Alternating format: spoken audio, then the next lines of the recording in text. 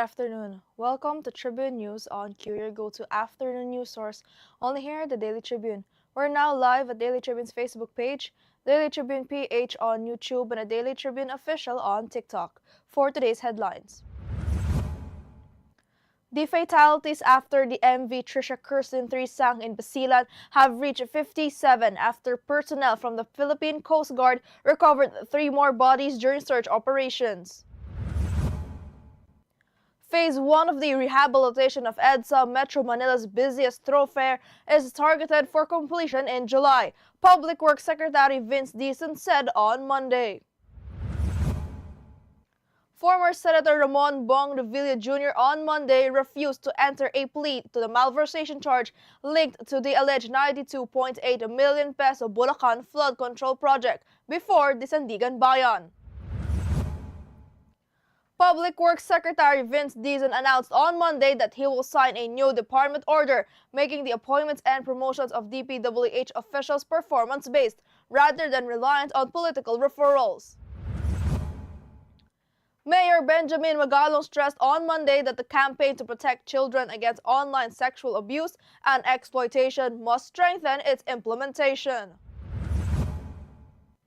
State Pension Fund Social Security System posted a net income of 142.97 billion pesos in 2025, according to its parent agency, the Department of Finance.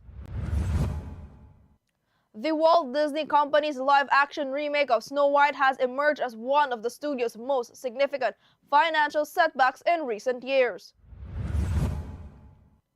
Alex Ayala advanced to the Dubai Tennis Championships round of 32, but the Filipino tennis ace wasn't entirely pleased with how she got there.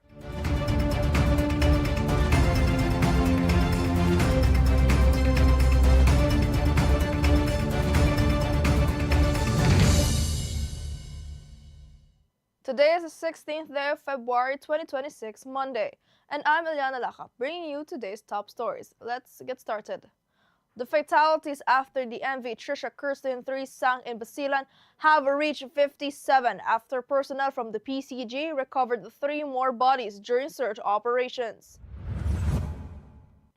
The PCG reported that the 3 bodies were found near the site of the incident on Sunday. With this development, the total number of fatalities has increased to 57, with 293 survivors and 22 individuals remaining missing, the PCG said in a statement. Now, Phase 1 of the rehabilitation of EDSA, Metro Manila's busiest thoroughfare, is targeted for completion in July, Public Works Secretary Vince Dizon said on Monday.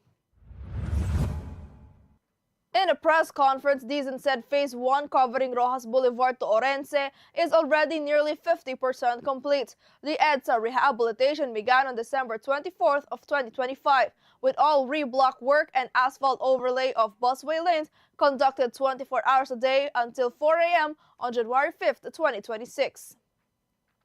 Now, former Senator Ramon Bong Revilla Jr. on Monday refused to enter a plea to the malversation charge linked to the alleged 92.8 million peso Bulacan flood control project before the Sandigan Bayan.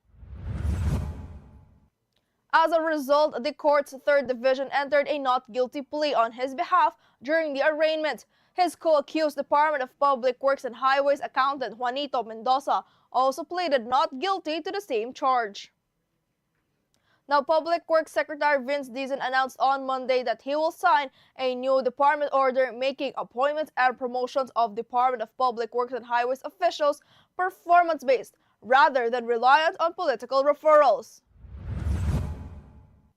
In a press conference, Dizon said the performance of regional directors, district engineers, assistant district engineers, and other agency officials will be measured through 3 criteria: timely and quality completion of projects, timely and quality repair and maintenance of roads and bridges, and quick response to damage from man-made or natural disasters.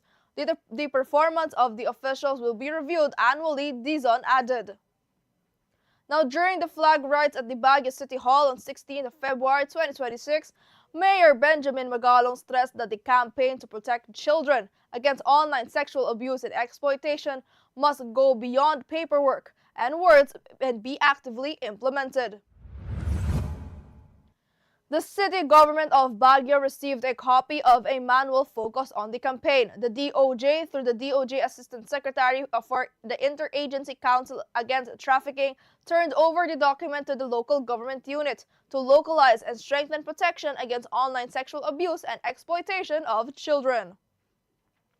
State's pension fund social security system posted a net income of 142.97 billion pesos in 2025, according to its parent agency, the Department of Finance. In a Monday morning press release, the DOF said SSS's 2025 net income marked a 58.4% increase from the previous year. Total assets likewise grew to 1.26 trillion pesos, up to 22.1% from 1.03 trillion pesos in 2024.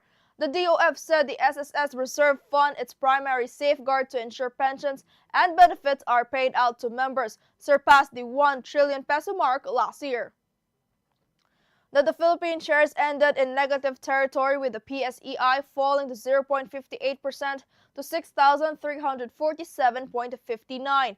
The broader all shares index dropped to 1.09% to 3,521.43. Most sectoral indices closed lower, led by declines in the industrial index negative 0.99% and holding firms index negative 1.06%. Financials, property and services also slipped, while the mining and oil index eked out a marginal 0.003% gain. Now, the Walt Disney Company's live-action remake of Snow White has emerged as one of the studio's most significant financial setbacks in recent years, with industry estimates in 2026 placing losses at roughly $170 million following its theatrical run. Financial data published by Forbes and cited across multiple outlets show the film carried a production cost of approximately $336.5 million because the movie was filmed in the United Kingdom. Local disclosure regulations require the studio's subsidiary, Hidden Heart Productions, to reveal expenditures that are typically not made public for US-based productions. Now, Alex Ayala advanced to the Dubai Tennis Championships round of 32, but the Filipino tennis ace wasn't entirely pleased with how she got there. Ayala moved on to the WTA 1000 after the American Hailey Baptiste retired early in the second set of their round of 64 match. The score stood at 6-4, 0-1 in favor of Ayala, while Baptiste exits in the Middle East wing. Ayala marches on to a tougher test in the next round.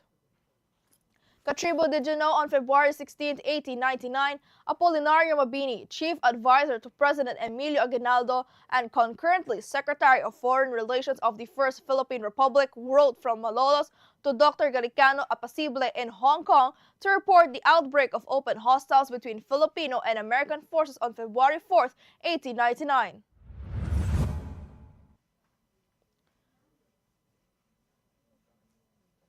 A TikTok user now shared a video of his friends capturing the moment as they pretended that one of them was being surprised for Valentine's Day, while the convenience store was filled with Valentine's Day decorations.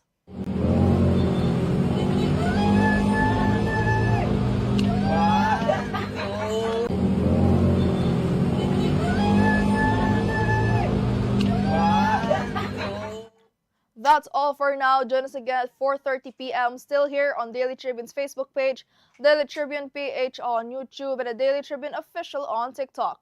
Once again, I'm Eliana Lacap, and this has been Tribune News on Cue.